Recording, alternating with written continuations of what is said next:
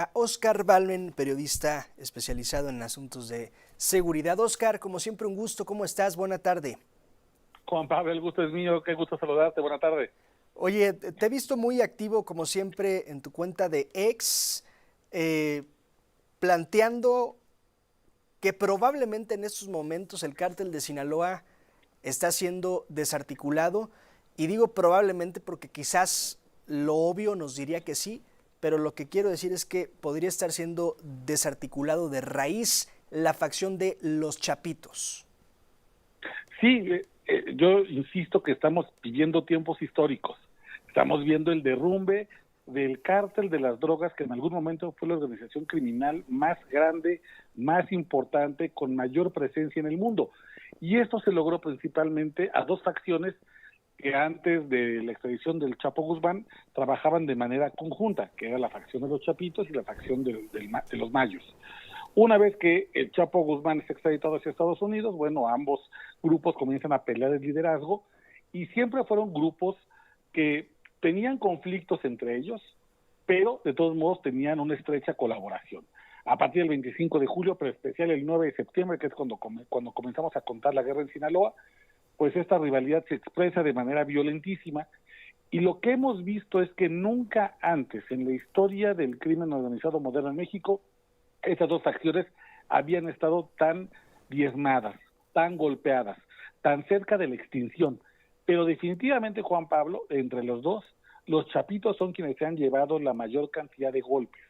Estas últimas dos detenciones, la del 200 y la del Güero, representan realmente golpes Sí, demoledores. y sobre todo la última, bueno, más bien la primera y la última que mencionas, la del Güero, que Claro, entendemos es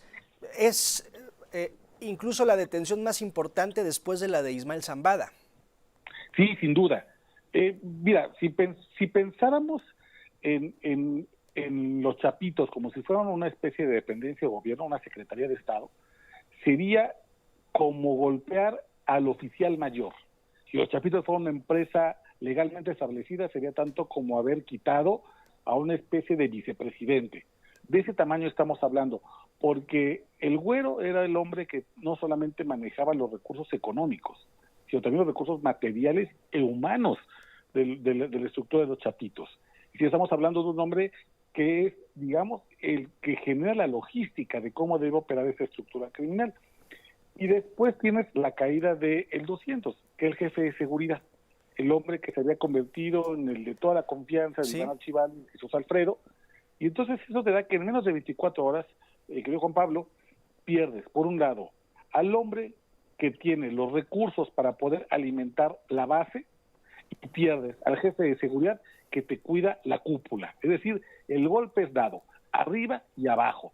Digamos en términos boxísticos, un jab a la cabeza y un gancho al hígado. Y ese sí. tipo de golpes Y, son los que desequilibran a las y estructuras criminales. haciendo una pausa en la analogía de esa noche, el knockout dicen que se fugó. Sí, fíjate, yo no he podido comprobarlo por Sí, mis fuentes de manera independiente.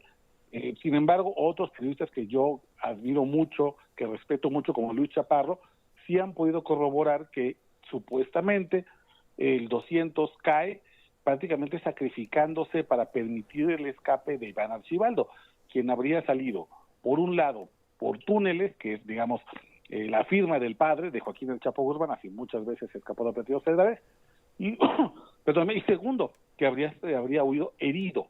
Y sí. esta herida es lo que lo pone en una condición de mucha vulnerabilidad. Yo decía, yo no he podido corroborar que efectivamente el fugado haya sido Iván Archibaldo.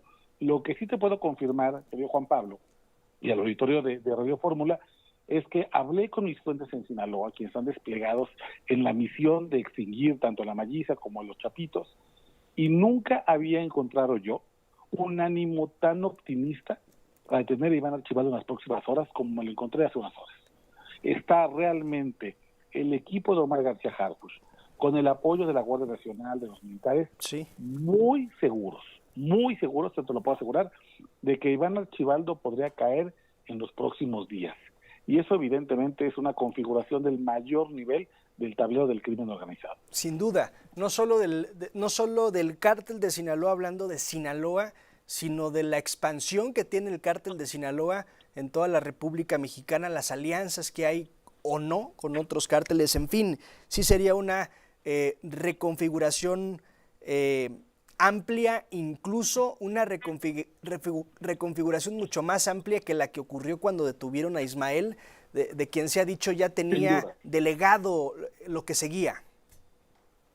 Sí, sin duda, porque además la caída de Iván Archibaldo o la de Jesús Alfredo, digamos, como una especie de premio B en esos operativos, porque finalmente la joya de la corona es el Chapito Mayor, no solamente queda dentro de la dinámica de la guerra en Sinaloa, sí, sino que tiene la capacidad de ser un golpe que se expanda a otros estados.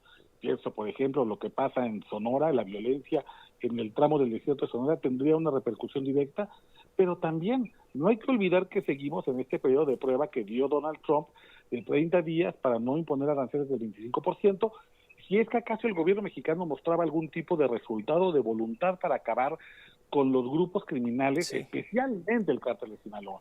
Entonces, también hay que pensar que la caída de Iván Archibaldo es un trofeo muy anhelado. En estos momentos sí, nos está agotando el tiempo para renovar o no ese periodo de 30 días, y sería de verdad, bueno, yo creo que sería un golpe brutal, pero al mismo tiempo maravilloso para el gobierno mexicano, sí, y sin duda obligaría a que ese mismo golpe después quedara nivelado con golpes para otros grupos criminales, que no quedara sospecha de que hay una batalla desigual.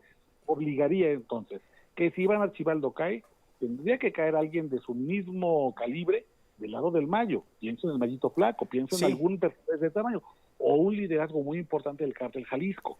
Entonces, ya una vez abierta esa ruta, abierta esa puerta, sí, no se puede volver a cerrar. Oscar, nos quedan 30 segunditos. Esta medalla que podría entregar el gobierno mexicano a Estados Unidos, en respuesta, ¿podría Estados Unidos enviar de regreso a Ismael como muestra de confirmar y de aceptar una ilegalidad en su captura? Yo no lo veo. Veo muy complicado el regreso del Mayo Zambada. La repatriación me parece impopular para las víctimas de la violencia, que la Fiscalía dedique una gran cantidad de recursos a complacer los caprichos de sí, un hombre que es un criminal absolutamente conocido. Creo que en todo caso permitirá al gobierno mexicano negociar bien, otro tipo de cosas, pero yo creo que la suerte del Mayo ya está echada. La carta de Iván Archibaldo se usará seguramente con otros asuntos. Gracias, Oscar Balmen, un gusto. Un abrazo, hermano. Buenas tardes. La pausa es breve.